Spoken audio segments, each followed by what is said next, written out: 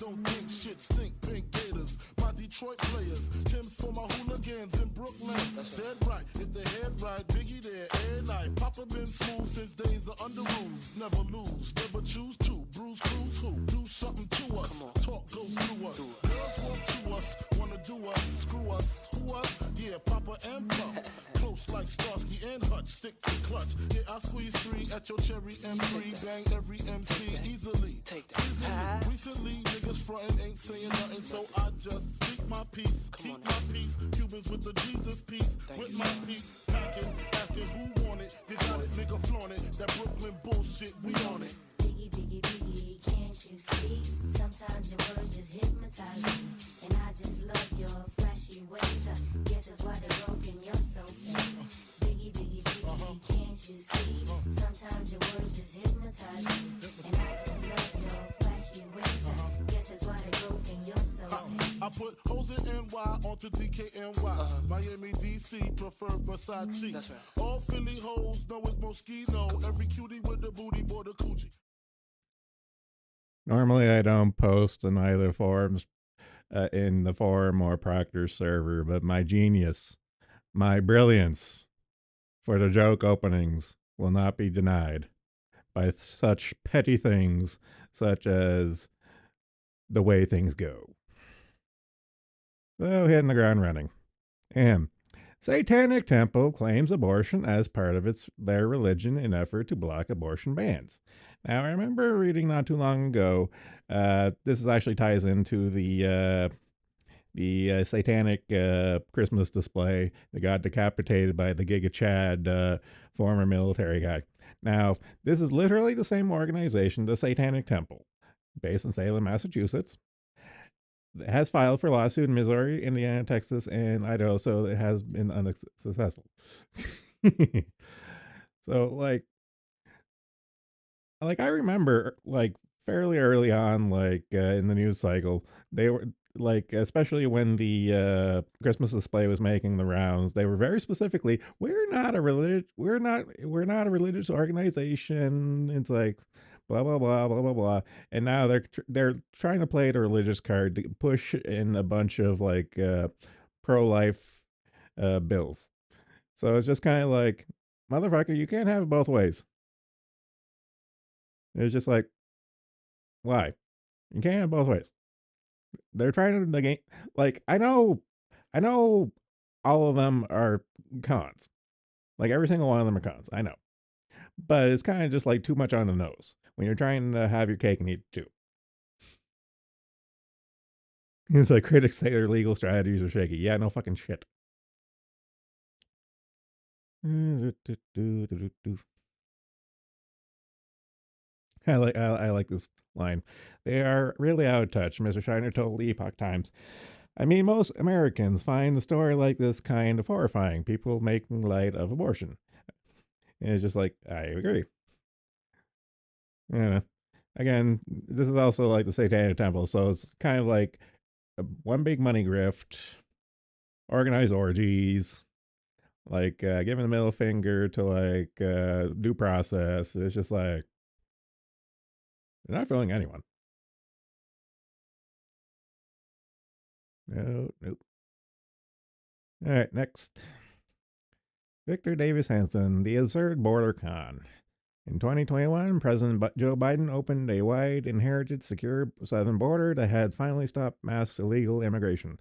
All this one here, article here is a essay giving like the backstory of how the Biden administration inherited like a really strong southern border, and then they threw open the doors and went, "Come on in."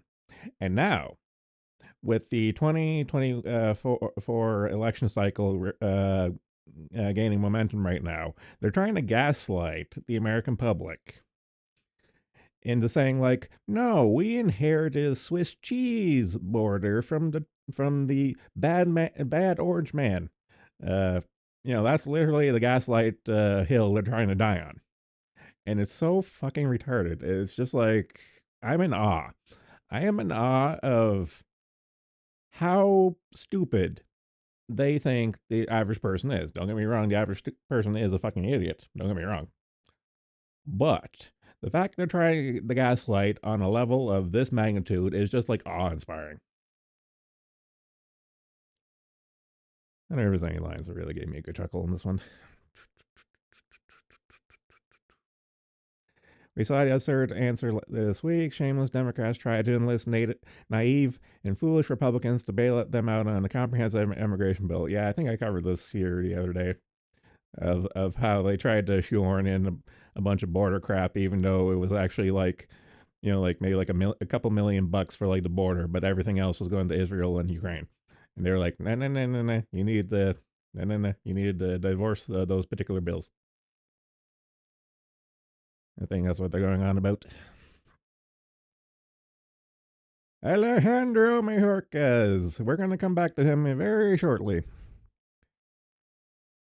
Unless it's piled up here. Yeah, I know it's buried around here somewhere. But we're going to come back to him in short order. Continuing on with the border theme.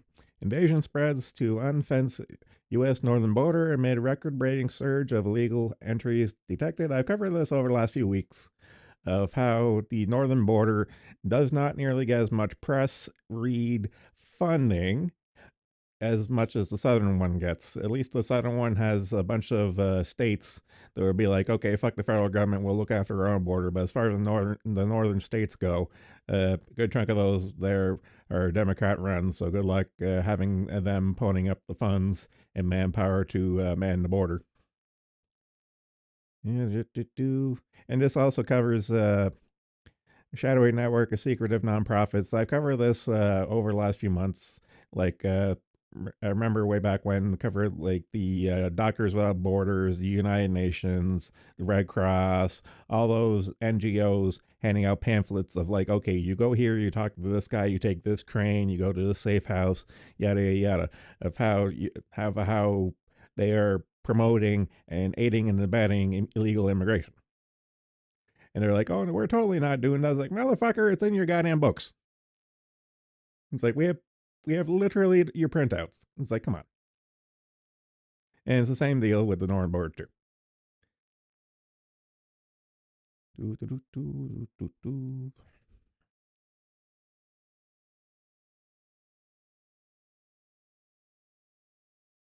Yeah, I remember seeing this infographic of all the crossing points, particularly through Vermont to New Hampshire. So more of the same, but it's not stopping. So that's why it usually gets repeated here. As with everything else. Ah, yes, I was in a tizzy when I saw this one. Houston church shooter identified as transgender with a long criminal history. The shooter was killed by off-duty police officers after opening fire at a Houston megachurch. Is seemingly using a 7-year-old child as a human shield. Has been identified as woman named Denise Moreno, who police said was also identified as a man named Jeffrey Escalante. Escalante. I had to.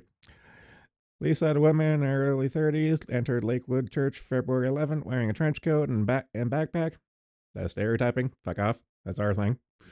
Armed with a long rifle and began firing before managing to kill everyone. The shooter was taken down by two off-duty officers. One, a Texas Alcoholic Beverage Commission agent, was aware of the thing, and the other Houston police officer, according to Houston Police Chief Troy Finner. I want to commend those officers. She had a long gun and it could have been a lot worse, but they stepped up and did their job. Chief Finner said during a media briefing on afternoon, February 11th. Blah, blah, blah, going over a lot of other details. And the only thing that really first came to my mind was, hey, we still haven't gotten the full release of the original Tranifesto, which means there's another Tranifesto we're going to have to wait on for Crowder to get like the leaks in the deets. Of course, this mentally disturbed shit stain allegedly using a kid for a shield. Well, fuck him. Got a baby in danger and gonna put blame on her. It's like, yeah. Face that darkness and hold on our faith. Remember, evil will not prevail. In rare instances like this, yes. So, yeah, just put a pin in this one. It's either going to get buried in the news cycle, given how it's another trooning out and trying to go for raise the 41%, or I don't know. I'm kind of curious, a little suspect on this one. Doo-doo-doo.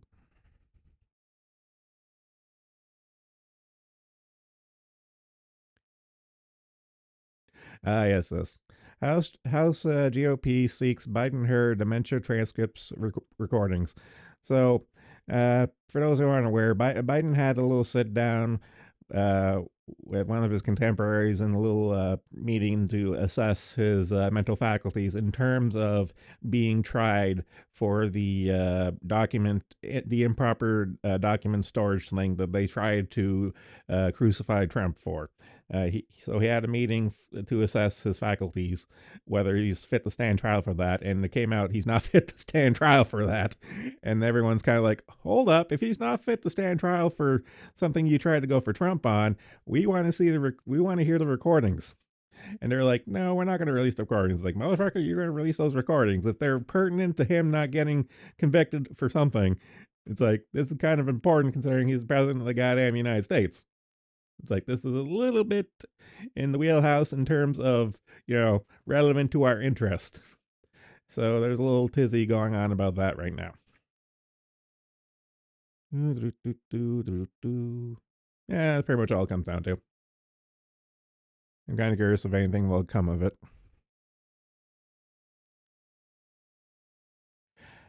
Ah. Good old Fannie Willis is the gift that keeps on giving. In the ongoing Telenova saga of Fannie Willis, disqualification is possible, judge says. I feel like I covered this before, but it's all starting to bleed together right now. Fulton County Superior Judge Scott McAfee confirmed February 12th that the hearing about misconduct charges against Fulton County District Attorney Fannie Willis, aka this broad, and Special Prosecutor Nathan Wade, this gun, must occur February 15 and could lead to disqualification. So that would have been sometime today. Do you have a later one? Yes, I do have an impending article towards the end. Looks like we'll get an update on this later. Anything particularly new in this one? No. Okay. So it says stuff is gonna be happening today, and I have a further article later for stuff today. Okay, put a pin in this one.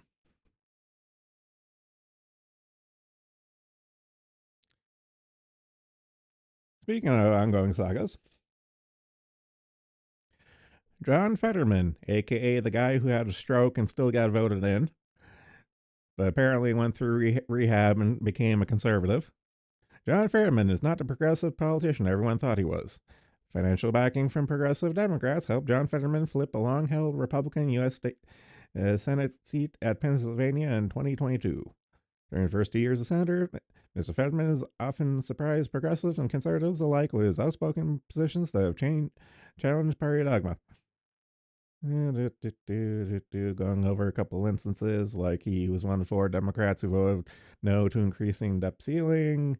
He agreed with Republicans on a resolution to disapprove of a rule written in the Department of Commerce relating to President Joe Biden's June 2022 emergency authorization for temporary extensions of time and duty-free importation of solar cells and modules in Southeast Asia. That's very specific. I don't know. I kind of like. I knew John Fetterman was going to be a clown when he got in. That was even before the stroke. I always knew he was going to be a clown going in, but he's been, if nothing else, entertaining because he does not give a shit.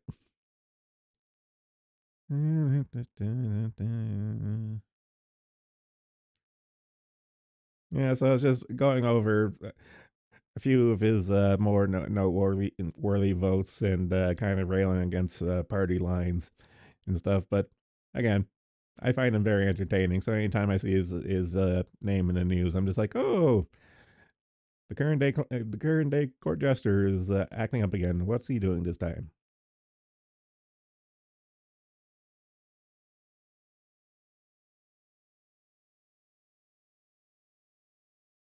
Let's see, why did I have this one? Small Arizona town prepares to fight state over illegal immigration. Small rural town Arizona's Springerville has what it needs in terms of material amenities for its residents. There's a general store, small regional hospital, a supermarket, retail shops, hotels, restaurants, and parks for recreational vehicles during tourist season.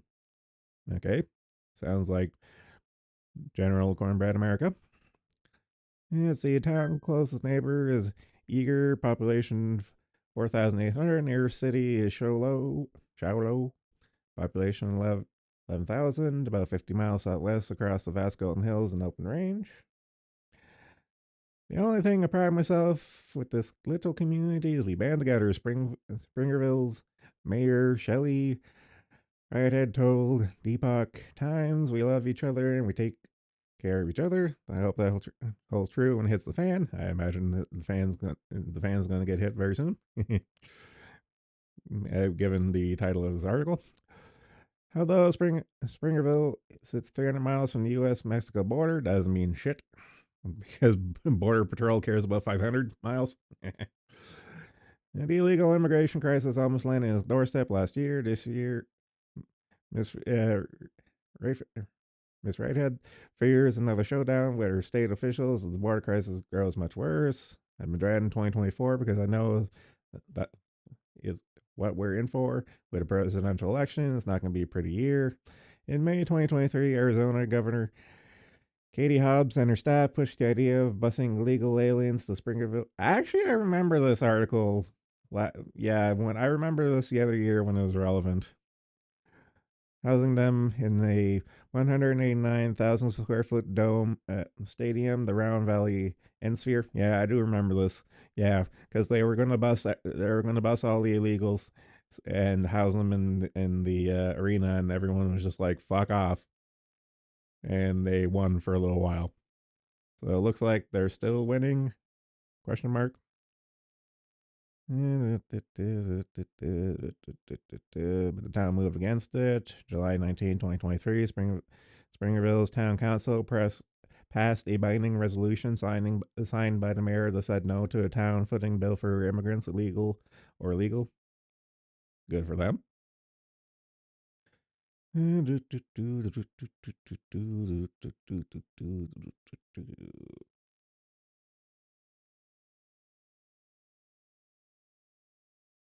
Yeah, so it looks like they won, and I imagine if it becomes an issue again, it might get kicked up the chain of command as far as being ruled by the governor. So, I wish them the best. It's gonna get wild this year. Okay, I always need at least one geology or mining related ones for me. Rio Tinto autonomous train derails in Western Australia. This one's kind of wild.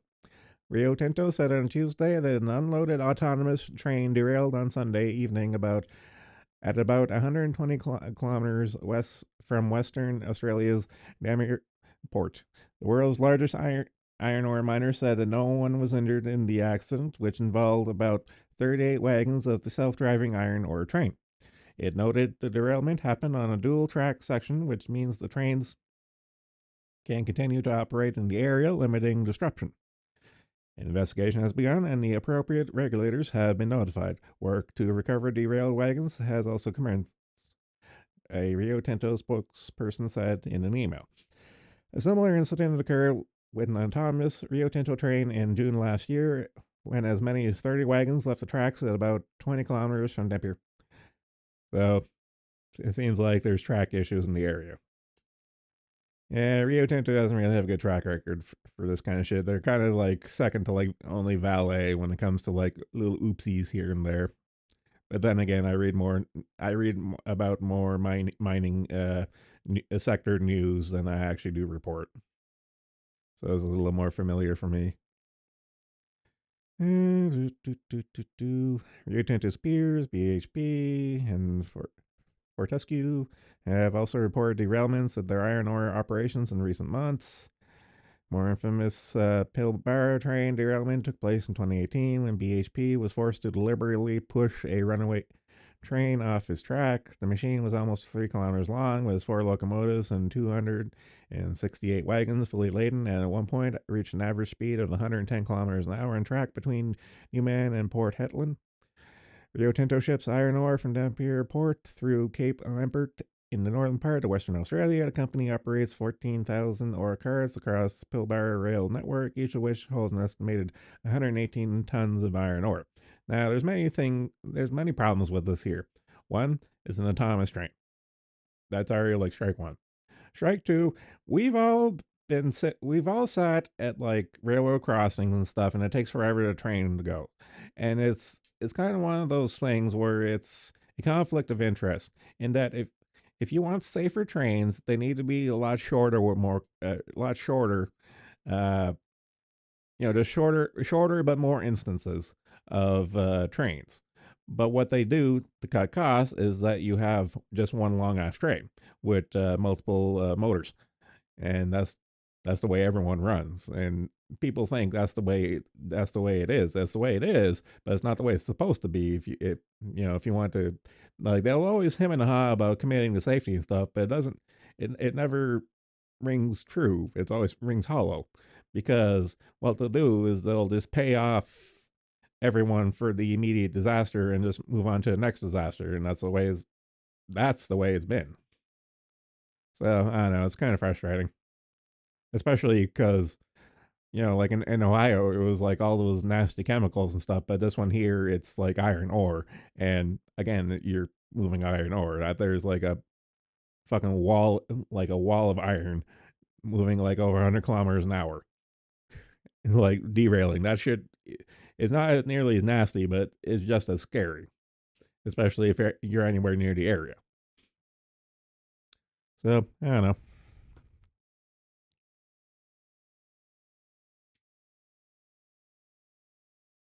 Ah, yes. There was yeah, I remember reading this follow up to the Houston Police Department thing of the Tranfesto Mark II or 3. I'm actually starting to lose count now. Houston Police Department criticized for agonizing over church shooters' correct pronouns.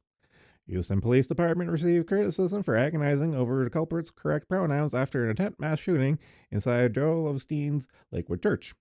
So this Stain was the one who used a kid as a human shield and decided to shoot up a church. Who apparently LARPed as a dude, too. Oh yeah, look at that remorse. Sure. Authorities identified shooter as Denise Yvonne Moreno, who previously used the name Jeffrey Escalante Moreno. I'm obligated to pronounce it that way. Moreno, who was initially suspected could have been transgender, was accompanied by a 7-year-old child for whom she was the biological mother. The child and another 57-year-old man were the only people injured in the shooting, which was quickly stopped by armed off-duty police officers who killed the suspect. Good. Fuck him. During the press conference, so here's the punch line for this particular article. The Houston Police Department, she's utilized both male and female names, but through all our investigations at this point, talking to individuals, interviews, documents, Houston Police Department records, she has been identified entire time as female, she, her, and so we're identifying her as Denise Moreno, Hispanic female. Elon Musk responded, accused the police of having seriously messed up priorities, which I totally fucking agree. Seriously messed up priorities, yep.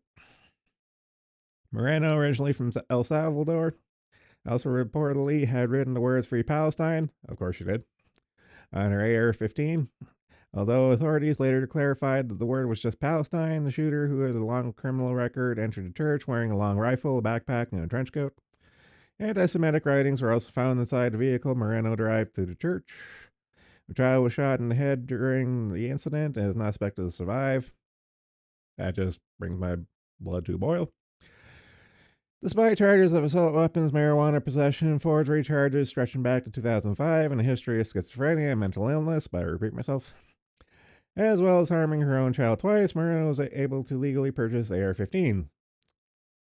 So, probably another instance of she was on our radar. In response, the next asked question why Moreno's race was so also apparently recorded as being white. I do remember this specifically. Race, white. All crime stats are fraudulent. I agree. Yeah, yeah, it looks like I also list her current man name on most of those entries too for aliases and stuff. Race, white. Sure. I just like the unwokeness one. The shooter behind the Joel Osteen Church attack at Lakewood yesterday. Leftist, transgender, El Salvadoran immigrant. Free Palestine sticker on the gun. Expect the story to disappear real quick. I agree. I agree. Do, do, do. Circling back to Biden. It's 2024. Biden's going to be a major talking point. Biden's upcoming physical exam won't include cognitive tests, White House. Following a damning Department of Justice report, which concluded that President Joe Biden is too senile to face charges for mishandling classified information, one might think that proving Biden's cognitive abilities are of paramount importance. But you would be wrong. Democrats in Biden's inner circle don't want you to believe your lying eyes. Let's see. Department of Justice report released by special counsel Robert Hur revealed Biden couldn't remember basic facts about his own life and career, such as when he was vice president. Biden also did not remember, even within several years, when his son Bo died.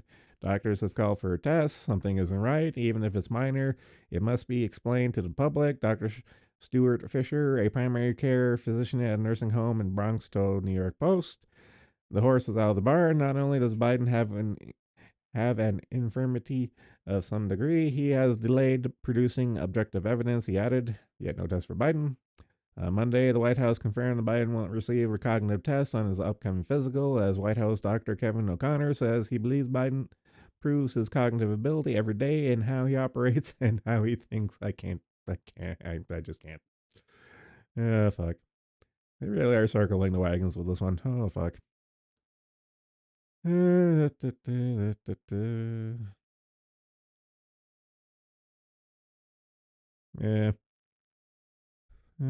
So, I don't know. I find it amusing, only because it's either laugh or cry at this point.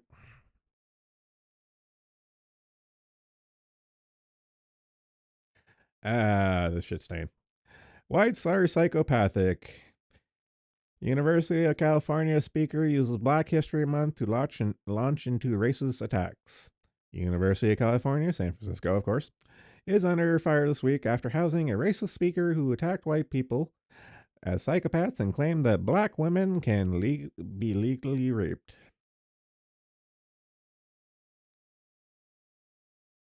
Interesting play, Colton. I'll see how it pans out.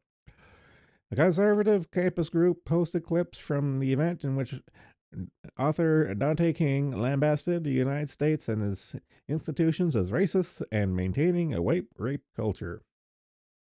Whites are psychopaths. Yep. Imagine if a speaker or professor gave a lecture to call blacks psychopaths and responsible for rape culture. No, but it's okay when they do it. The university will be quickly shut down in a campus-wide effort at introspection, condemnation, healing. Instead, King's lecture was followed up by applause. Because of fucking course. Playing to the audience, the sociopaths and psychopaths in San Francisco. But I repeat myself. During Black History Month event, King delivered a lecture titled Diagnosing Whiteness and Anti-Blackness, White Psychopathology, Collective Psychosis, and Trauma in America. I can't even. King said he's not worried about how the whites in the audience react because he does not value or prioritize their feelings or views. I'm not seeking agreement from white people at all. I don't prioritize whiteness or white people in my work in any way. Spoken like a proud racist. He also denounced the United States and its institutions as based on anti-blackness and the Foundation for All white American institutions. Presumably, that's why. This is nothing new. Yeah, a lot of stuff we've covered in one permutation or another and stuff. It's just kind of amusing to see every time it crops up. But again, academia and its faults.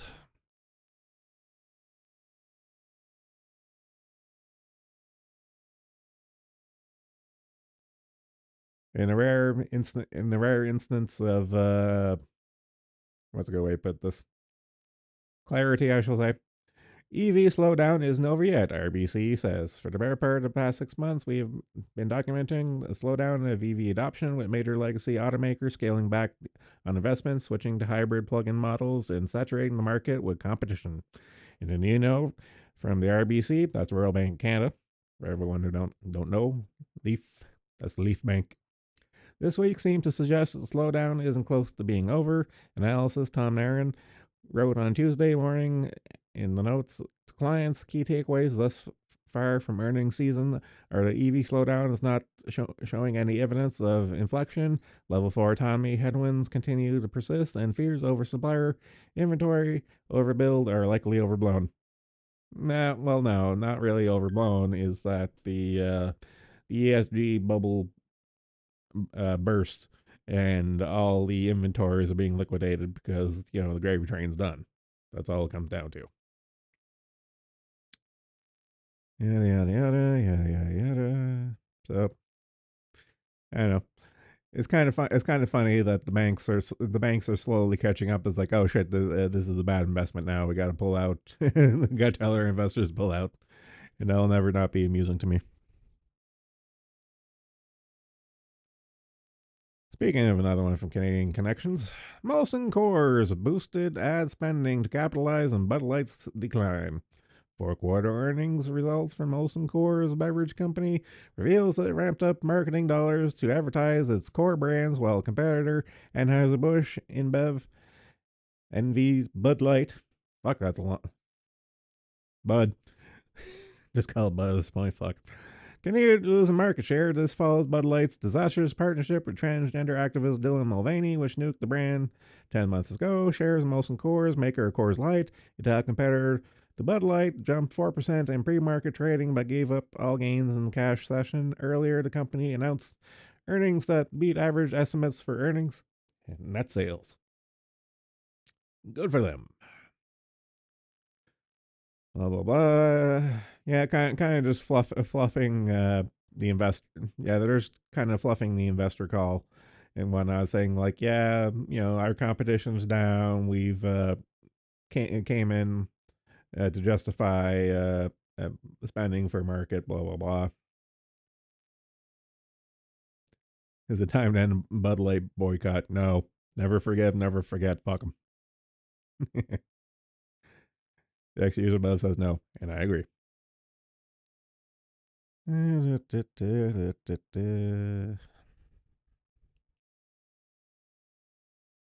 Okay, this one's really funny. So this one is really funny, but from like economic point of view. So strap yourselves in. This fucking retarded. Lyft adds $3 in market cap, then crashes as idiot algo gets duped by typo in earnings release. So the long and short of this is, I wonder if there's a really good screen cap. Yeah. So the long and short of this is that Lyft put out their quarter, but there was a typo on the adjusted EBITDA, the margin expansion, and calculated as a percentage of gross bookings of approximately, they put 500 instead of 50 basis points year over year. That's that's clearly a typo, because there's no such thing as like a quarterly increase of 500 basis points year over year. That's just not how it works.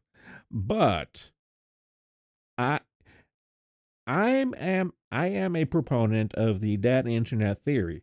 Now, the dead internet theory is actually subservient to the dead Wall Street theory, in that no one fucking watches the trades. No one organizes trades. No one does the trades. It's all computers. It's been all automated for like decades at this point. And it's because of shit like this here, it proves it, because no one reads this shit. It's all done by algorithms and stuff. And so when the algorithm goes crazy because it sees a literal human typo in the earnings report, it goes fucking gangbusters, and it's fucking retarded. And I fucking find it hilarious. As the Lyft CFO corrects press release says, adjusted EBITDA margin expansion will be 50 basis points year over year in 2024, not 500 basis points.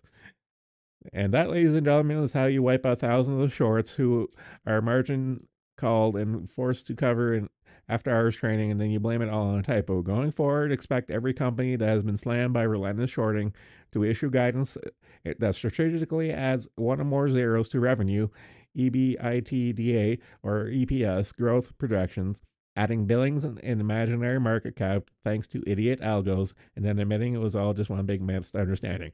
I am with Zero Hedge on this here. This is the reason. This is one of the reasons why I read Zero Hedge, because a little stupid little shit like this. It's like they saw the oopsie and they reported on the oopsie, and they're like, there's a not 0% chance this might have been intentional. And you know what? I believe them. It's too fucking funny.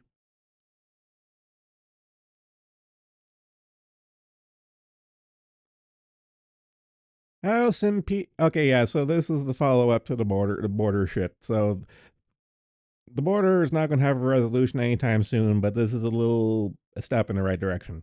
House impeaches America's in historic vote. Exactly a week after a failed attempt, the House has impeached Homeland Security Secretary Alejandro Mayorkas, under whose tenure more than 10 million illegal immigrants have entered the U.S., doubling the existing population of migrants.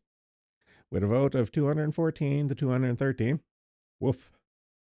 Mayorkas is the first cabinet officially to be impeached since the 1870s. That's a fucking run.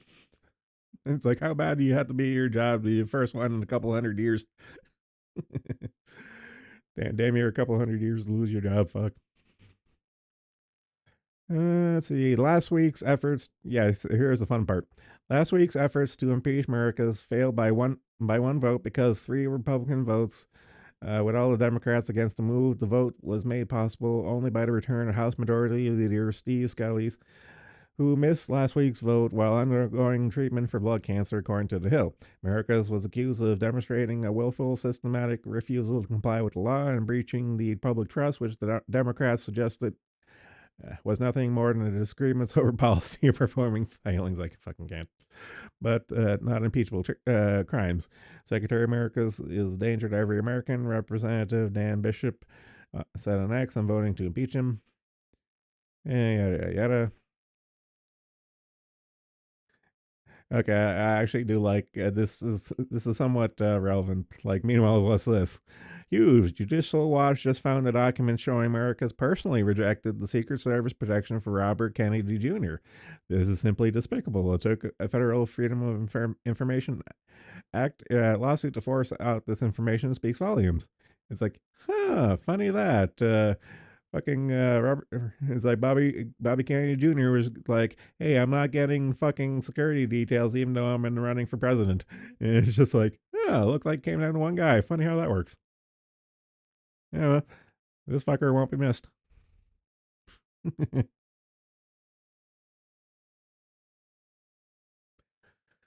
Oh, this. Okay, and news of why did this had to be a study, of course, spending other people's money, but I digress. Diversity training increases prejudice, activates bigotry among participants, new study says. In other news, water is wet. Diversity, equity, and inclusion training is divisive, counterproductive, and even can serve to increase prejudice among participants, as a new study by a Canadian professor says. Oh, goody. David Haskell released a study at the Aristotle Foundation for Public Policy on February 12th. The social scientist and associate professor at Wilfrid Laurier. I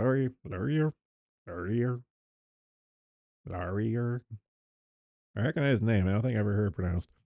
University says DI training does more harm than good and calls findings a reality check.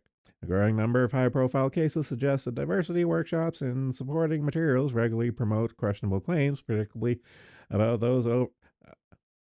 the overarching malicious character of the majority population, similar hostility towards those who challenge DEI claims part of the pattern, Mr. Haskell wrote. National and international research shows that there is often a disconnect between the evidence and the claims of DEI advocates. Oh, good fucking first seen this shit. Goddamn. An extreme example, Richard Blitzko, a 60-year-old Toronto District School Board principal who had challenged DEI claims, took his own life on July 13, 2023. His lawyer, Lisa Biddy, suggested the harassment what he received following DEI training in 2021 directly contributed to his death. The Workplace Safety and Insurance Board ruling confirmed that he had been subjected to workplace harassment and bullying. Claims that Canada and other Western countries are systematically racist are not born out of statistical analysis or differences in outcomes. Mr. Haskell's paper states. A Science Foundation colleague, Matthew Lau, who wrote the data on disparities in income, education attainment, occupational outcomes, and public school test scores, show that, on average, drumroll please, Asians are doing better than the white population. Wow. And that's why they had to change Asians to white for these metrics. The paper also argues that purported positive results of DEI training are as questionable as its premise, and that focus on implicit bias, white privilege, and microaggressions do not foster harmony. Wow. To prove the effectiveness of DEI instruction, proponents often point to surveys conducted before and after workshops to show that following training, participants are much more likely to articulate answers that align with the pro-DEI ideas, Mr. Haskell wrote. This type of methodology has drawn criticism and has proven unreliable. Wow. Give the man a cookie. Going over more stuff we know, but I want to. It's going over more common sense stuff we see every day on fucking the internet and stuff. But I do want to kind of come down to this here one because, again, it's something we see on the internet we joke about, but it's actually reality when it comes to academia.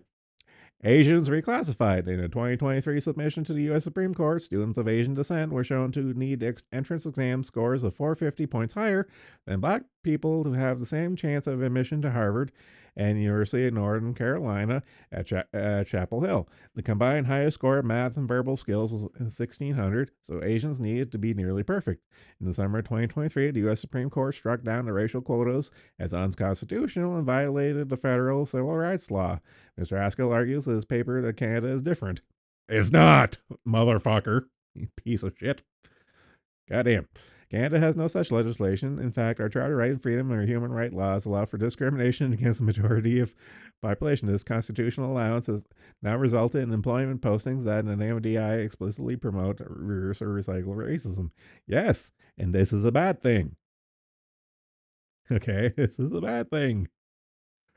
This is not a feather in the cap. This is a bad thing. In the interview, Haskell said the riots following the death of George Floyd opened the spigot larger than ever before on DEI spending. He hopes his analysis will empower business, government, post-secondary institutions, public schools to reverse course. Good luck with that. Haskell said the trainers are well paid to do what they do and may sincerely believe they're doing good work despite the findings he outlines. However, he believes proponents of the highest level of DEI instruction to destroy the existing society because it's a Marxist, communist ploy. Congratulations. You noticed the pattern. They just want to be able to place blame in the absence of evidence, is what they're doing, he said. We have a real history in the West of snake oil being passed off scholarship, and this is just another example in a long line of con games. Yes. Speaking of which,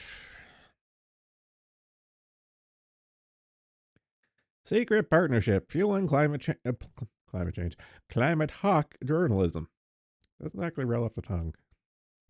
Wealthy liberal foundations have been seeking to have influence on media coverage of energy and environmental matters by funding workshops, courses, seminars for journalists focusing on climate change, and some of the world's most elite universities are happily to oblige because it's one giant clusterfuck.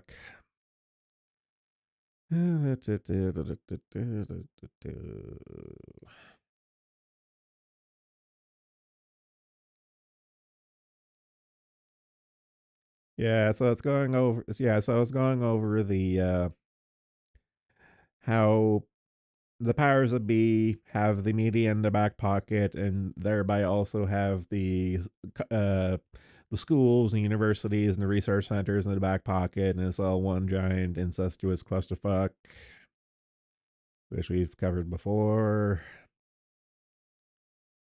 Going over a couple case studies.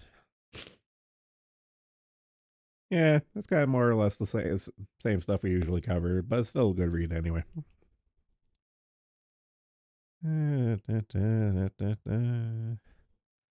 Oh god, this thing. Okay, my brain took sanity damage reading this one. I need to mentally prepare myself for this one. Jesus fuck. If anyone's in chat, press F for my sanity.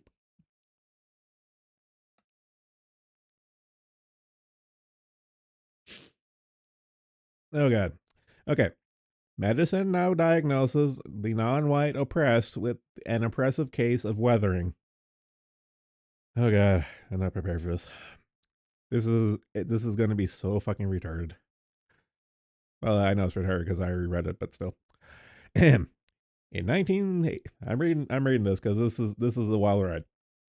In 1986, an upstart public health researcher named Arlene Geronimus challenged the conventional wisdom that condemned the alarming rise of inner city teen pregnancies, while activist minister Jesse Jackson and healthcare leaders were decrying the crisis of babies having babies as ghetto pathology. Geronimus contended that teenage pregnancy was a rational response to urban poverty, where low-income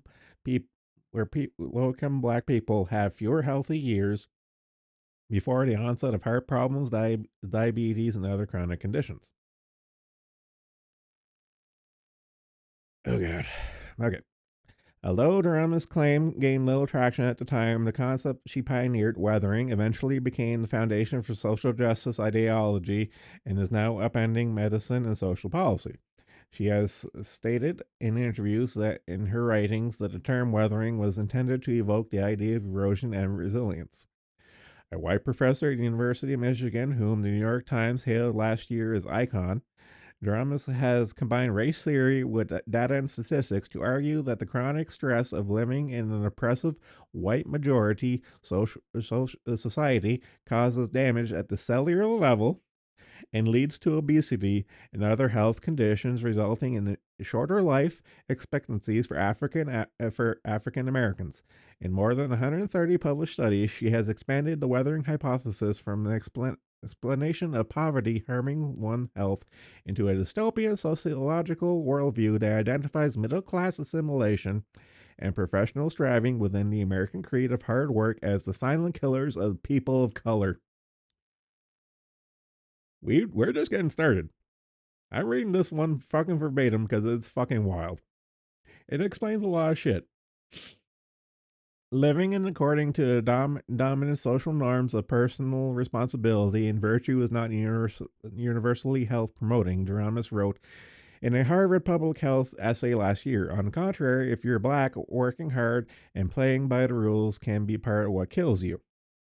The subject of hundreds of peer reviewed studies and thousands of citations, the weathering hypothesis is now widely taught in public health schools and accepted as perhaps the most plausible scientific explanation of how American society grinds down black and brown bodies. And the weathering paradox that relatively young people can be biologically old is now influencing policy decisions at all levels of governance. Geronimus' hypothesis was the foundation of many policy decisions in the White House COVID-19 Health Equity Task Force. In New Hampshire, the governor's COVID-19 equity response team, reminder this was actual shit that they did, equity response team issued a report and recommendations in 2020 citing weathering and racial battle fatigue. And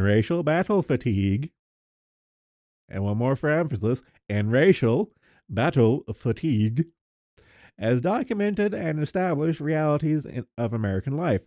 Weathering was recently extended beyond American people of color and accepted as evidence in federal courts to win early release of non white detainees, some as young in their 30s, who were deemed to be prematurely aged, therefore at higher risk of COVID complications. I'm only finding about some of this shit now. A lot of this, like the hootenanny stuff of like social justice stuff. Yeah, I believe it, but they actually use this as justification to release felons. Okay, this is fucking wild.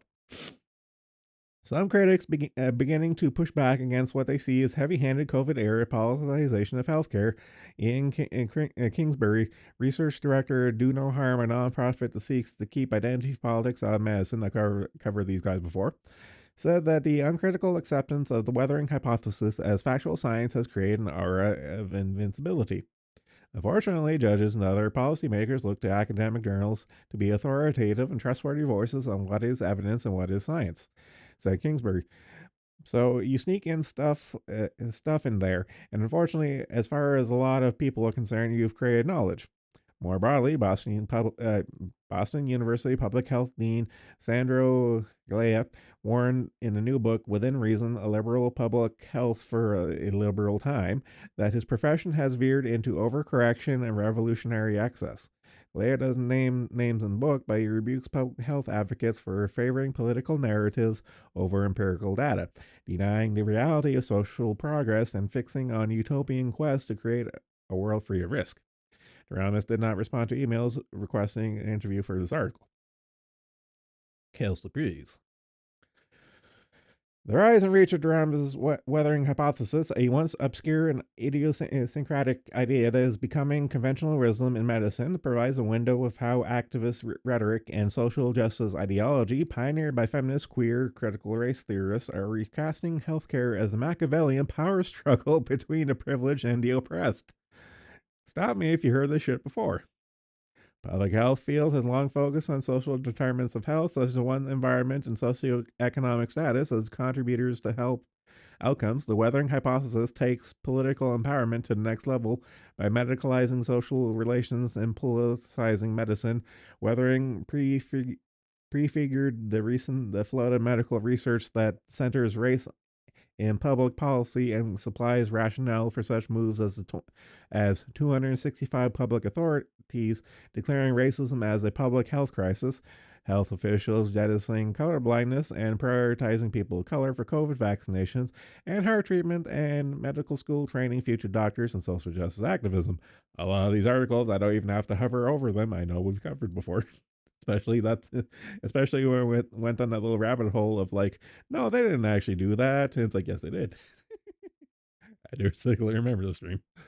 In your 2023 book, Weathering the Extraordinary Stress of Ordinary Life in Unjust Society, Duramus sweeps across time and space, omnisciently diagnosing celebrities and public figures with weathering. She claims and explains why Martin Luther King Jr. had damaged heart of a 6-year-old when he was assassinated at the age of 39, why Fannie Lou Hammer died of breast cancer and complications of hypertension at age 59. She asserts that the trauma of being black in America is one reason why tennis greats Serena Williams had life-threatening blood clots at age 36, why Arthur Ashe had a heart attack at age 36. Success comes at a particularly high health cost for those who have to fight the hardest to achieve in the context of a society that doesn't value them and can't even do this in a straight face. Duramus states in her book, structural violence is insidious, pervasive, fateful, and is fundamental cause of weathering, and is entirely ignored by in the age-washing narrative. It is amply documented that African Americans of all social classes have worse health outcomes, early onset chronic diseases, and average life expectancy is reported 5-6 years less than whites. Weathering science, as Duramus calls it, measures various biomarkers of what is presumed to be psychosocial stress, such as cortisol levels, telomere lengths, cytokine storms, and allostatic loads, to make the case that an average black adult are much as 10 years older biologically than white people of a comparative chronological age. Thank God I'm white in that case. But the data is complicated, requires interpretation, doesn't always add up. For example, a 2021 study Gerontological scholar at the University of Southern California assessed the 13 measures of epigenetic aging. It found that some of the measures indicate the accelerated aging among African Americans, while others indicate slower aging for African Americans. Epigenetics refers to the way genes function or malfunction under environmental stress or cultural conditions. Most of these epigenetic clocks associated with accelerated aging, with obesity and lifelong smoking. This research noting the lack of expected effects of race and ethnicity, suggesting that there is no gold standard for measuring premature aging, and that weathering research is highly sensitive to the variables and measures that researchers select. It's almost like you can cherry pick and game the system for this particular brand of quote unquote research. Funny that. Nevertheless, Geronimus compares African American experience of living and working among white people to. Okay, I gotta prepare myself for this one. Geronimus compares the African American experience of living and working among white people to the fight or flight adrenaline rush of a prehistoric human fleeing a cheetah. Except, she says, as the 21st century black person in a majority white society is trapped in high stress mode all day, every day, without reprieve, resulting in a flood of stress hormones that dysregulate the body. I love the actual legitimate racists always are front and center with this complete and utter nonsense. It is awe-inspiring. Fluent in the language of social justice activism, Ramos describes the American society as a relentless onslaught of microaggressions, othering, existential insults, daily indignities, voice erasure, identity threat, and other forms of cultural oppression that lead to early death in response to the ever-present dangers of the privileged space known as whiteness. Black people are constantly forced to adopt high-effort coping strategies. A literal copium that Ramos describes as identity management and identity safety in a 2015 study titled Black Lives Matter. Oh, fuck off.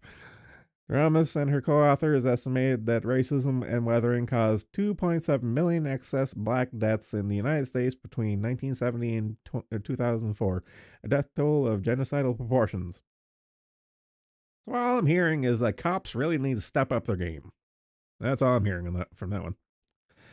This one-dimensional way of analyzing social relations has the effect of privileging the stress of those who presume to be oppressed, said Stanley Goldfarb, a professor emeritus at University of Pennsylvania's Medical School and founder and chairman of the Do No Harm nonprofit. So one of the good guys. I'll let the nose name slide. The problem with the theory is that these hormones and these stress responses don't know what skin color you have. It's almost like none of this shit matters. Goldfarb said, the point is what's unique about their stress. The point isn't that stress is bad, it's the point that you decide what your stress is unique and different from everyone else's stress. Still, weathering is just an attractive explanation to researchers because the link between psychosocial stress and physical wear and tear is consistent with lower life expectancy for African Americans and lower income people. Moreover, the hypothesis is very intuitive. I like the quotes. Very intuitive quotes to economists because it's a similarity to modeling health deprecation and to social scientists who seek explanations of differential outcomes, said economist Robert Kaster, University of Chicago public policy professor who co-authored a weathering study with Geronimus in 2009. However, weathering studies do not actually measure stress or racism, only correlated biological metrics back to the weathering hypothesis. The scientific corundum is that the same biological evidence that supports weathering could also be consistent with a lot of other things.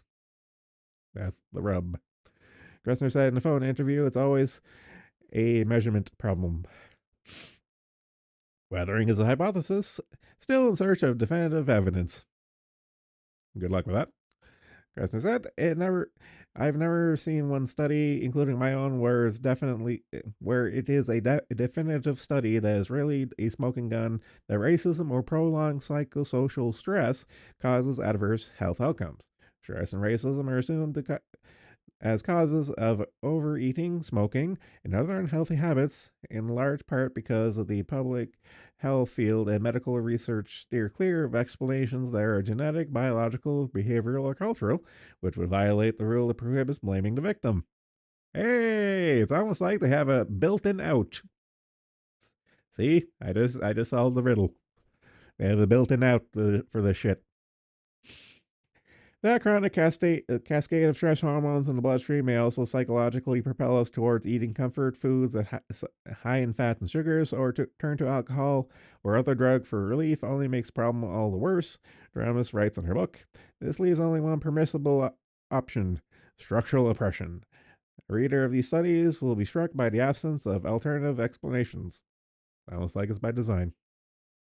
I don't know, sir. They're writing a story about weathering. I'm going to leave it at that. Kastner said it's widely held view that this is in fact what's happening. There's a ton of these correlation studies that really don't get anywhere near documenting a causal relationship, but if you write enough of them, it becomes conventional wisdom in the public health community. Lie long enough, and eventually it'll become truth. Many such cases. Still, the hypothesis can exert hypnotic powers to its acolytes. I love the choice words here. Last year, during a burst of media fascination with Dramis' book, Britain's Guardian newspaper reported that Dramis presents a staggering accumulation of evidence to show how daily discrimination grinds people down, all too often leads to debilitating illness and early death. Less than 3 weeks later, The Guardian ran another article about weathering in which Dramis is convinced a black reporter that there is no escape from the weathering trap without restructuring modern societies. By the end of our conversation, I felt trapped, hyper aware of all the ways my social identity as a member of a black minority exposes me to stressors, the Guardian writer ruminated. Am I trapped? Oh, God. I think there are things you can do to make a difference, but you are stuck being weathered. Dramis responded, and it really will take other kinds of structural change for weathering to not happen. Buy my book. Dramis asserts that the totalizing nature of white society renders conventional prescriptions for good health, diet, and exercise as naive and possibly dangerous. Fuck whitey medicine is all I'm hearing on that one. Exercise can be beneficial, but a black person considering taking a run will likely forget. Oh my God. Okay, prepare myself for this one. Will be unlikely to forget that Ahmaud Arbery was shot to death while jogging because he was black. She writes a reference to the 2020 fatal police incident in Georgia. And how can a black person relax into restorative sleep knowing that Breonna Taylor was shot to death by police in Louisville, Kentucky in 2020 as she slept in her own apartment? I can't even. I just can't even. You don't even need the KKK anymore. The like blacks do all the heavy lifting as far as being racist these days. It's just one giant Chappelle skit that no one realizes is supposed to be a skit. Dramis offers one possibility of safe space for black people in 2020 study, co-authored by one of her former students. The paper claims that black students who enroll or attend an historically black college or university are shielded from racism and therefore 35% less likely to develop obesity, diabetes, or related cardiovascular symptoms than black kids who attend a predominantly white institution. Conclusions are extrapolated from a sample of 727 black participants in a national health survey. The health benefits she reported are even more pronounced for black people who grew up in racially segregated neighborhoods. Oh my God. I was making a side crack about the Chappelle skit, but oh my God. I just can't. A finding that flies in the face of decades of research that links racial segregation to racial disparities across wide swaths of measures from education to net worth. The influence of weathering hypothesis, especially the claims that racism has profound effects in biology and epigenetics, can even be seen in research that ostensibly challenges Dramis's hypothesis. Those filthy whiteys and their filthy research. 2021 Harvard University sociologist Alice Monk published a study concluding that black on black in-group prejudice, known as colorism, can have a pernicious effect on the physical health of African Americans. Common conditions and ailments such as hypertension, diabetes, stroke, heart trouble, vision loss, hearing loss, cancer, kidney problems. One could interpret colorism as an undermining racial power theories of the weathering hypothesis, but Monk interprets colorism as a form of white supremacy. I can't even. Oh god, get me smelling salts. I'm having a touch of the vapors. What one way that white supremacy proceeds or racial domination proceeds is by recruiting members of stigmatized category as agents of the system. Monk explains in the 2018 colloquium at Harvard, an interpretation and repeated in his research. That's the way the system works. Woof. Rams's more recent research concludes that people of color are not only victims of weathering, she has expanded the hypothesis to include working class Appalachian whites, honorable Negroes. We got there. We have honorable Negroes. The working class Appalachian whites who experience poverty and social stigma, and to as Askansi Jews who were persecuted in Europe or stigmatized by anti-Semitism in the country. In this country, she cites her father as an example, describing how he donned his psychological armor every day to go to work among Gentiles as bench job in a bacteriological laboratory, and died in the 60s of an inflammatory disease that affected multiple organs, including the hearts and lungs. Oh my God, she's not only black, she's Jew. She's black Jewish. She's a black Israelite. I'm calling it right now. Oh God, I forgot this part. The continued expansion and what? Yeah, okay. Yeah, the continuing expansion and weathering hypothesis is gaining traction. Duramus writes that in 2020 she was asked by immigration attorney Carrie Hong to submit expert testimony on weathering in support of early release petitions for immigrant asylum seekers who were being held in detention. Hong argued to federal judges that these foreign-born detainees were biologically older than their chronological age and should be released just as senior citizen detainees. According to the New York Times, Hong won early release for all 7 detainees based on Durham's weathering testimony. Those cases are sealed under federal court rules, of course they are. And Hong did not respond to emails, but according to limited public information, those were Hispanic or African. Some were in their 30s and had no symptoms or diagnosis. Although weathering is still more commonly used in connection with African Americans, its expansion to other groups is both true to Durham's original concept and a reflection of her growing influence.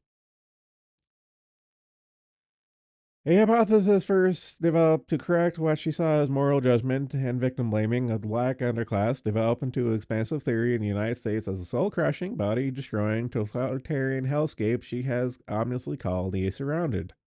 In a 2015 paper, she and her co-authors described the Surround as the clandestine program of cultural brainwashing that operates by means of phantasms that implant the virtual social reality into the brains of unsuspecting victims through the imposition of culture and power. This almost sounds like the fucking plot synopsis to the fucking Magical Negro movie is coming out. I swear to God, this is like the Society of Magical Negroes.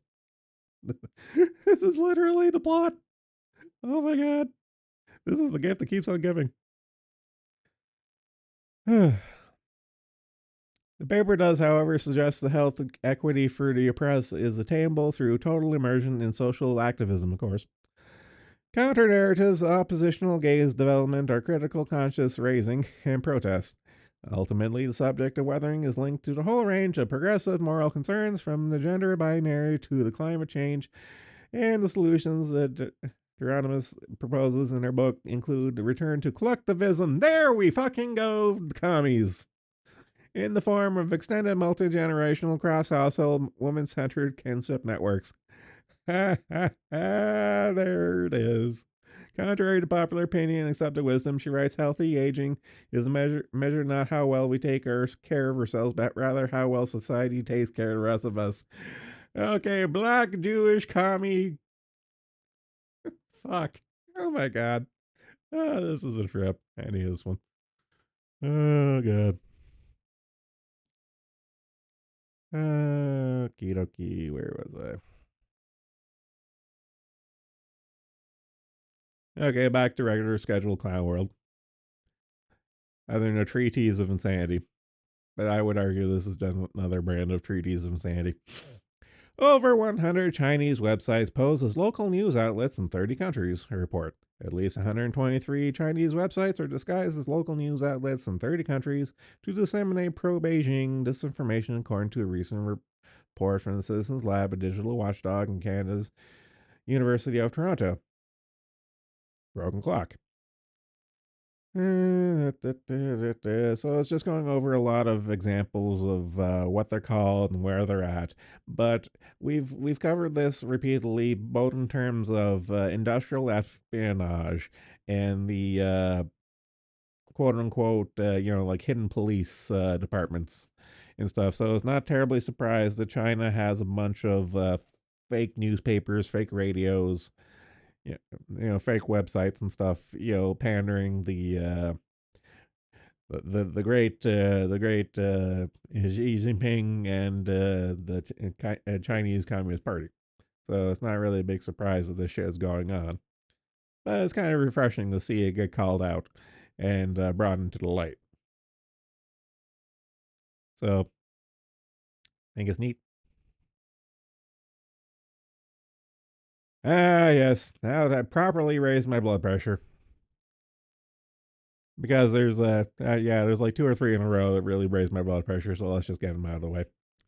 Outrage in Spain as children paraded around lingerie for Pride. Video has emerged online of young children taking part in a parade in Spain wearing burlesque style lingerie, nipple shields, and wigs with rainbow pride flags attached to their backs. Yep, that's a thing. The footage was taken at an annual carnival in Ternvilla in the city of southern Spain, dubbed the unofficial gay capital of the country, shows a so-called Hacienda troupe marching with several children who look around 9 or 10 years of age and younger. People in Spain are outraged as footage has emerged of children aged 9 and younger being paraded around streets wearing burlesque-style lingerie, nipple shields, wigs, and rainbow pride flags attached to backs. Report here. I'm not going to watch the video because my soul is already black as it is. In addition to the erotic, skimpy garter belts and stockings, the children have black tape X's placed over their nipples and have full makeup applied to their faces. The video shows children being instructed to mimic adults performing provocative, gyrating gestures through the streets of the Alicante town in front of onlooking adult bystanders and other children. In one video, a woman is seen putting something, presumably sweets, into the mouths of children as they move around. Some of those who post the footage noted the title performance was Promete hasta mete, which translates to promise until you commit. Other videos highlight adults wearing same outfits and performing the same routine. More debauchery.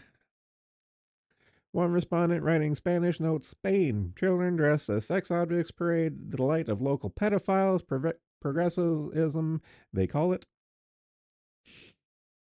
Others call for arrest. I call for the wood chipper, but we'll meet halfway.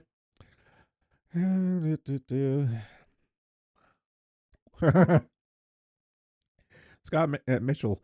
I would love to see a team photo of the parade organizers published on X. Let the world see the faces of those exploiting children for their own sick pleasure. P.S. What parents in their right mind let their children participate in this? They want your children. They said it, and now they're showing you. This is disgusting. The parents should be jailed. This is not an isolated incident. Children have been subjected to overly sexual activity and pride events everywhere. This is shit we've been over a million times. I hope for the plague on everyone involved. Speaking of those that are in the plague, migrant gang rape of child in Italy prompts CNN to worry about far right. So we covered this the other day of a gang rape of a girl and her boyfriend got bet up, and the local minister called for his chemical castration and to be kicked out of the country. And now here's CNN to come in worrying about far right being galvanized by such activities. After a group of migrants gang raped a 13-year-old girl in Italy, CNN responded by expressing concern about how it might help the far right. These motherfuckers are literally the Norm MacDonald meme, I swear to God. The girl was raped in front of her boyfriend in a public park in the Sicilian city of Catania. 7 suspects were all Egyptian migrants, of course they are, and 3 were under the age of 18. I would argue that their assessment. In reporting the story, CNN's main focus was to worry about how the incident was just the latest of a string of shocking sexual attacks in the country might increase political support for the right wing. Yep, that's literally it. Last month's alleged gang rape in Catania has become not only a symbol of violence against women in the country, but a cause celebrity for Italy's far-right government, wrote CNN's Barbie Latazanado. Respondents pointed out the news network literally fulfilling the meme made famous by Norm MacDonald. I shall read the meme verbatim because this shit is fucking timeless. What terrifies me, if ISIS were to detonate a nuclear device and kill 500 million Americans, imagine the backlash against peaceful Muslims. CNN has become the meme. I would argue they were always the meme.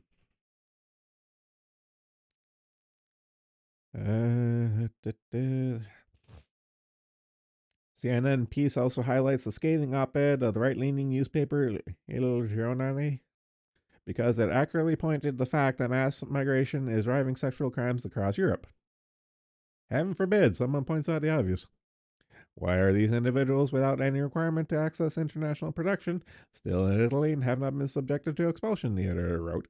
As previously highlighted, Italian Deputy Prime Minister Matteo Salvini called for people convicted of violent sexual offenses to be chemically castrated in response to the gang rape of the 13-year-old girl. Chemical castration is a start, then comes the wood chipper. That's all I'm saying.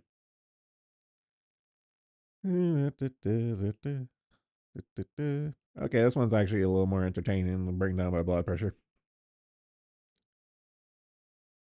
He says while staring at his beta blockers he needs to take.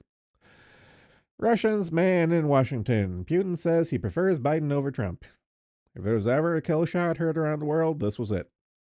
Headed into an election season, it's perhaps only naturally and entirely to be expected that the mainstream media will hyperventilate over every side remark that Vladimir Putin makes on what's shaping up to be a Trump versus Biden match in November.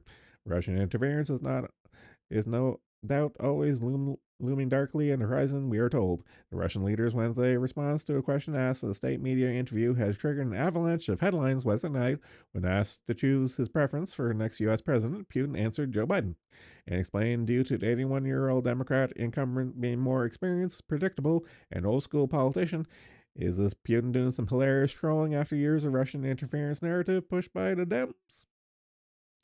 The esteemed, weighty, and acclaimed Financial Times is among many outlets that seem confused. Vladimir Putin has said Joe Biden would be a better U.S. president for Russia than Donald Trump and dismissed concerns over his counterpart's age acuity for the role, FT writes. Putin's comment last Wednesday marked his first foray in this year's presidential election as tensions between Democrats and Republicans rise over the White House's efforts to send more military aid to Ukraine, the publication continues. Putin also dismissed any concern over Biden's age and mental acumen, but acknowledged the political rhetoric in the U.S. is getting more and more vicious on this. Putin went on the interview to state that Russia is ready and willing to work with any U.S. leader who wins the trust of the American people. Putin, in his response, appeared to take opportunity to possibly make a passing joke about President Biden's ability to fulfill the office.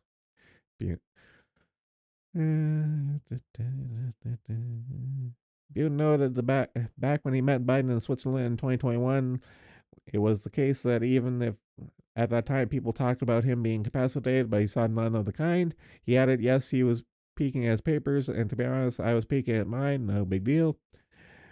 We have to ask, does this make Biden Putin's man in Washington? After all, that would the world was just now told straight from the proverbial horse's mouth that Biden is better American president for Russia's interests. And yet we won't hold our breath for CNN articles on why Putin wants Biden to win 2024. But assuming Biden's response voicing his preference for another Biden presidency wasn't either trolling or playing some 4D dimensional chess, the emphasis on Biden being more predictable is an interesting one. After all, Trump and his supporters often said that Trump's very unpredictability, which makes the world leaders and U.S. rivals here. This fresh commentary from Putin also becomes interesting to think about in recalling President Barack Obama's infamous hot mic moment with outgoing Russian President Dmitry Medvedev in 2021. Obama personally assured Medvedev he will have more flexibility to deal with difficult U.S.-Russia issues after the U.S. presidential election. Maybe this is what Putin had in mind in calling Biden and the Democrats more predictable. Too funny. Speaking of funny, God, I coincidentally lined up a few good ones. Okay, so strap yourselves in down memory lane. Teacher formerly known as Rachel Dolezal loses job over OnlyFans account. Rachel, a white woman who identifies as black for years and later changed her name to Kechi Dalo, fired in Arizona. So for those who don't remember, this chick, I did it. This chick is white. She's LARPs as black. Her and Talcum X are the, I wouldn't say first, but they popularized the concept of trans niggers. That's this chick. The Arizona-based educator, formerly known as Rachel Dolezal, has been ousted from her position in a local school district due to content posted on her OnlyFans account. I feel like vomiting, considering I've seen these pictures. Why did you have to link that? Why? Dolezal, who legally changed her name to Kichi Dalo in 2016, had been teaching at the elementary school in Arizona since August 2023, according to a report from News 4 Tucson. She was fired this week after her OnlyFans account was brought to district's attention as posts are contrary to our district's use of social media by district employee policy and our staff ethics policy, said Julie Fairberg, the district's director of alumni and community relations. The account was linked in Dalo's public Instagram profile. Oh my fucking God. She made it easy for them. Goddamn. Blah, blah, blah. Blah, blah, blah, blah, blah, blah, blah. Yeah, so, again, chick who pretended to be black, changed her name, moved states to become a teacher, and yet still opened up an OnlyFans account. Truly, five head brain thinking. Oh, God. All we need to do is have Talcum X do something stupid in the news back to back that there so we can get like a hat trick.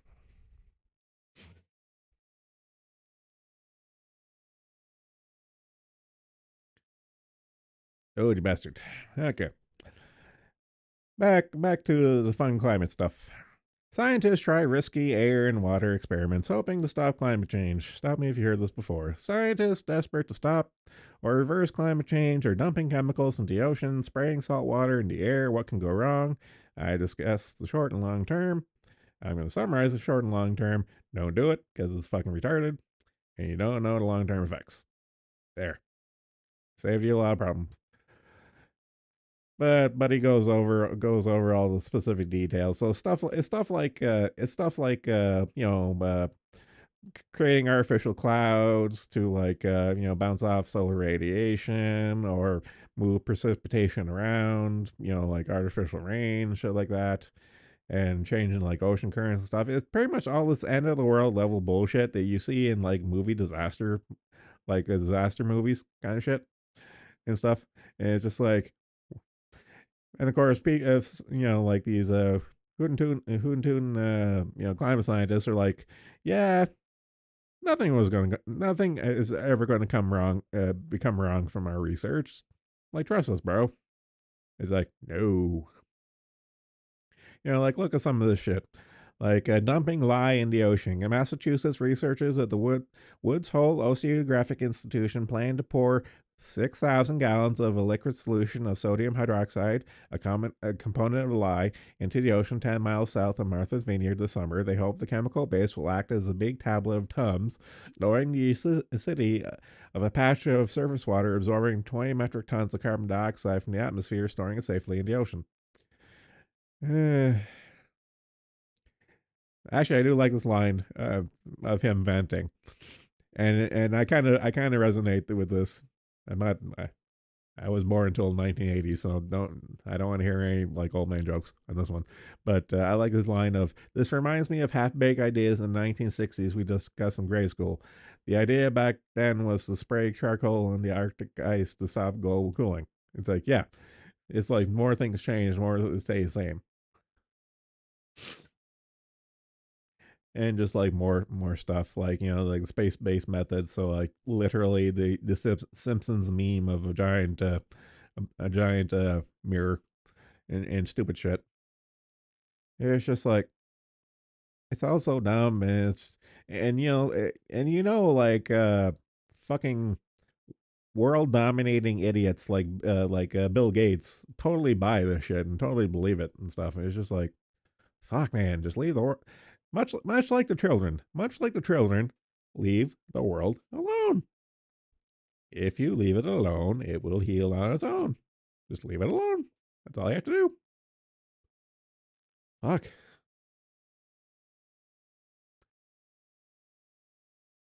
Regular clown world stuff. London Underground gets woke rebrand. Transport for London said it wanted to give the lines, which were previously unnamed, distinct identities in order to help commuters navigate the network. The service will become known as the Lioness Line, the Mildmay Line, and the Windrush Line, the Weaver Line, the Suffragette Line, and the Liberty Line. The names are partly chosen to reflect London's cultural diversity, according to TfL. Reaction was swift. Knife crime is through the roof, yet Sadiq Khan wastes time with woke rebrand of the London Underground, Inc., Linus, Rushmore, and Suffragette lines. He should include Cockney Line, a one-way route out of London for the white working classes displaced by unchecked immigration. Oh, that's savage. Do you have a license for that? It's like, Martin Dumby, do you have a license for that sass? Woof.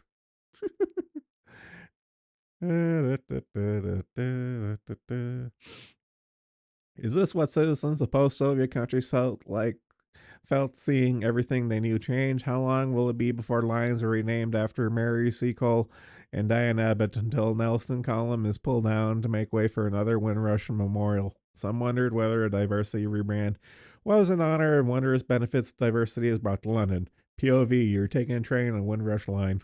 I assume it's a guy going off his tits. Self-immolation on Windrush Line. Okay, there you go. Suffice it to say, people weren't pleased with the changes, costing over £6 million. God. Mayor of London spent $6.3 million on rebranding overground train lines, naming them after migrants, alphabet soup, and women's football. Meanwhile, the underground trains haven't been running for months because they're all 30-year-old and broken. God damn. And on and on and on. So, needed that chuckle. Speaking of chuckle, once again, Fanny pounded as Nathan Wade testifies to cash money reimbursements and former friend flushes her defense. I was actually looking forward to this one. Shit has really hit the fan, hit the Fanny in Fulton County. Look at that boy. Look at him. Look at him. Oh, God. On Thursday, Special Prosecutor Nathan Wade testified under oath that he charged several lavish vacations with the District Attorney Fannie Willis to his corporate credit card while working on the Trump case and was later reimbursed in cash by Fannie. This is what we like to call in the real world a big no-no.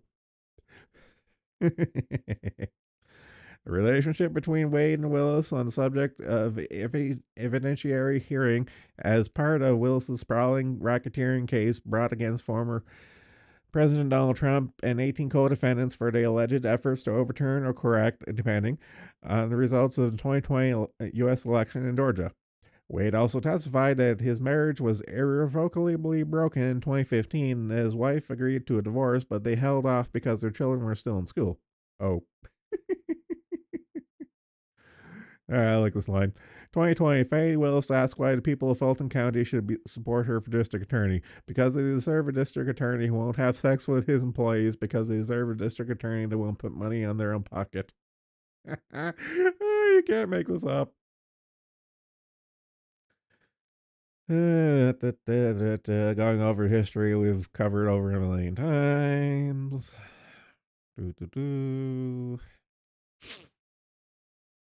This adds to the previous report suggesting that Willis paid Wade's diverse attorney, because of course she did.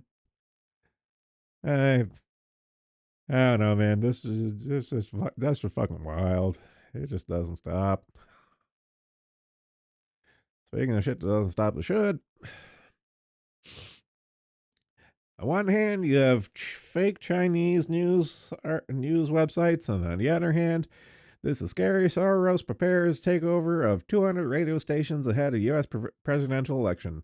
America's second largest radio broadcaster could soon emerge from bankruptcy with a new shareholder, Soros Fund Management. According to Bloomberg, the investment firm founding by the Trump-hating billionaire George Soros has acquired $400 million of Audacy's highest-ranking debt. So you buy out all that, you pretty much own it at that point. Fuck. For those who aren't aware, that's the next the creep behind Grandpa is literally the next in line that Soros that's his next in line, and he's already running most of the business right now. They're both fucking creeps, is all I'm saying. The decision by existing and new debt holders become equity holdings of Audacy represents a significant vote of confidence in our company in the future radio and audio business. Audacy wrote in statement, owns 235 radio stations and 48 media markets across the U.S. and second largest broadcaster behind iHeartMedia.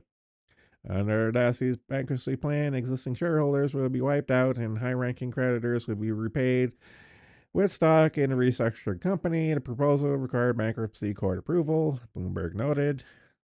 An insider familiar with the matter, who identified as a Republican, expressed grave concerns that Soros might be acquiring a stake.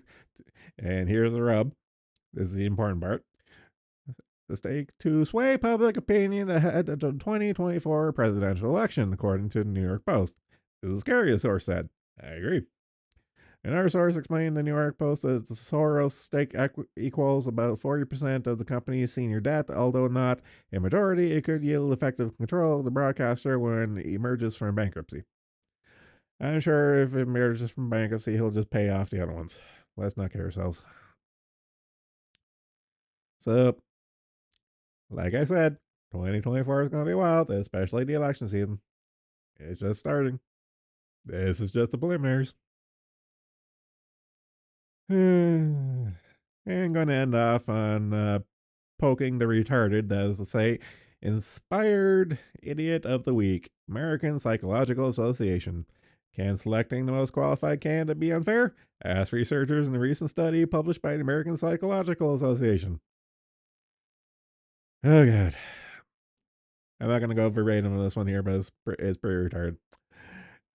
I kind of blew my load on the weathering article. I only have so much patience for retardation. This here is just for a cheap chuckle at this point. In the short answer, according to New Science, is a resounding yes. Hiring the most qualified people based on purely on the merit and talent is unfair. Naturally, they don't actually discuss why. They just take it as a well-known fact that most merit-based hiring is bad, while diversity and inclusion hiring is good. 4 feet good, 2 feet bad. Oh God, I can only. I think making that one Animal Farm joke has reached my quota for like a month.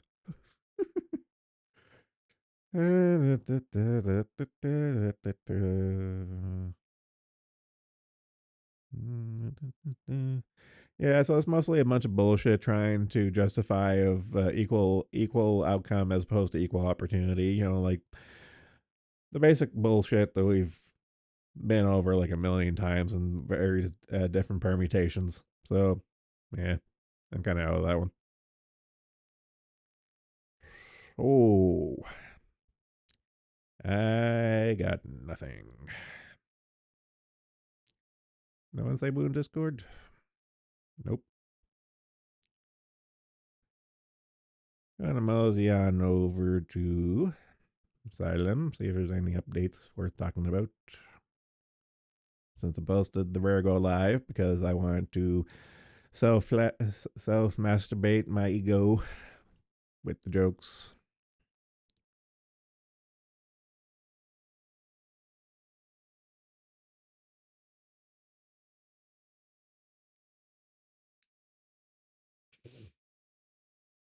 Bad case of sniffles now.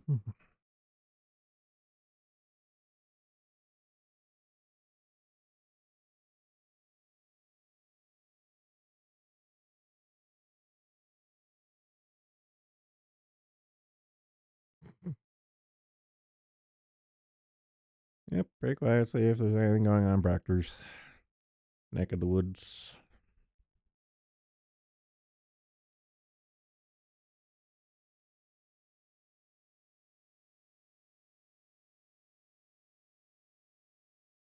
I'm seeing a lot of gay stuff.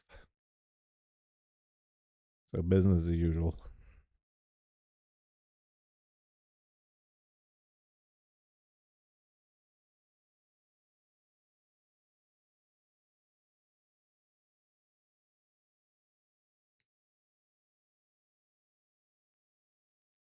Oh, Pipkin. I wish you well on your endeavors for low effort bait posting.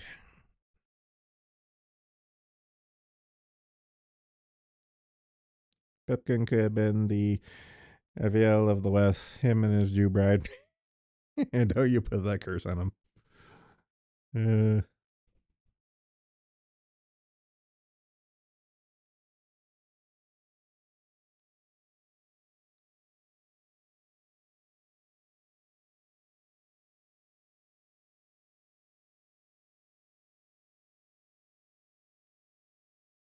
I've exhausted my options. There is no way 25 people are watching. No one said hi so far. Wait, they're in chat. Why isn't the fuck is it showing up on OBS? I love my dad and gay internet F. Okay. This is really bugging me now. Gonna try a test. Trigger test message. Okay. Test message worked. Test.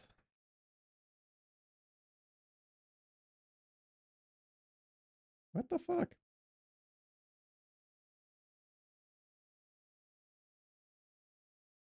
This is a mystery wrapped in an enigma. Well, I'm actually looking at the screen. I'm actually looking at the browser now. So belatedly, hi, Borian. A very belated hi. Weird.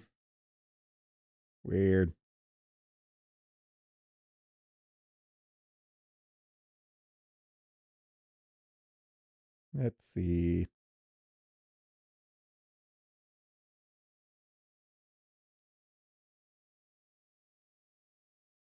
Copy. Link address. Paste. Doesn't look like it changed. Test message. Test.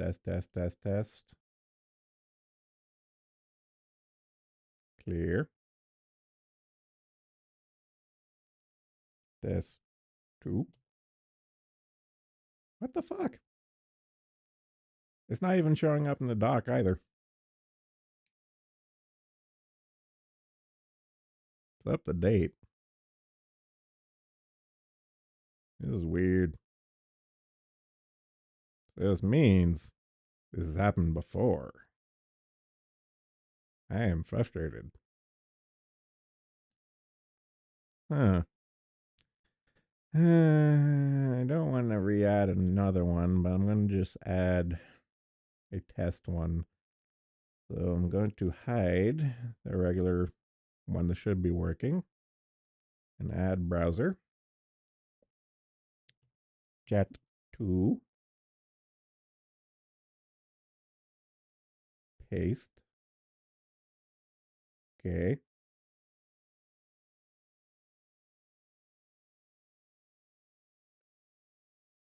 Test 3.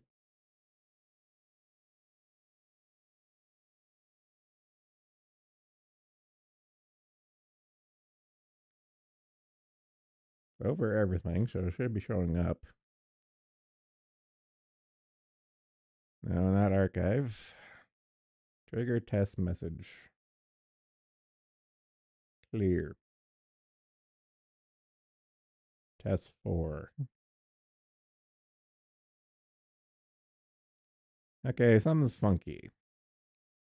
Because the test messages will show up regardless. Anything you or I put in do not work.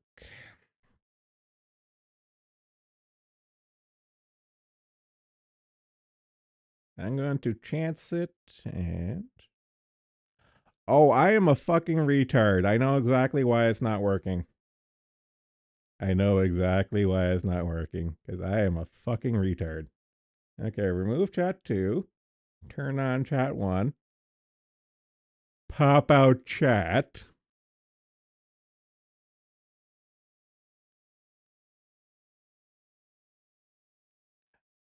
What I should really do is what Uber pointed out earlier and maybe enable the auto launch when streaming. That might be for the best because I straight up forgot to pop out the chat, which triggers the detection for the extension. So maybe I should automate this. Maybe I should do that. Just a thought. Because I'm a retard. Let's see, where is this option?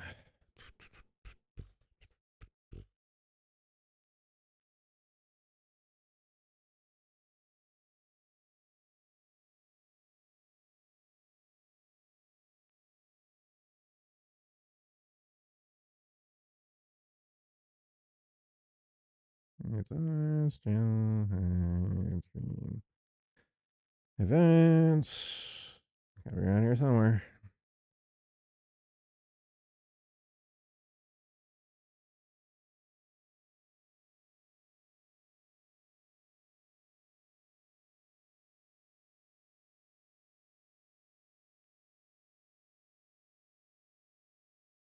Oh, I'll deal with it later.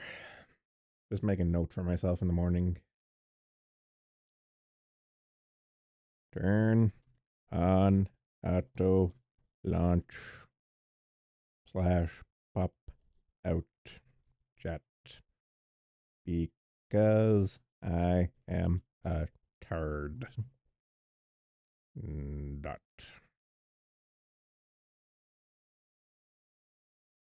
Yes, that's exactly what I'm going to do.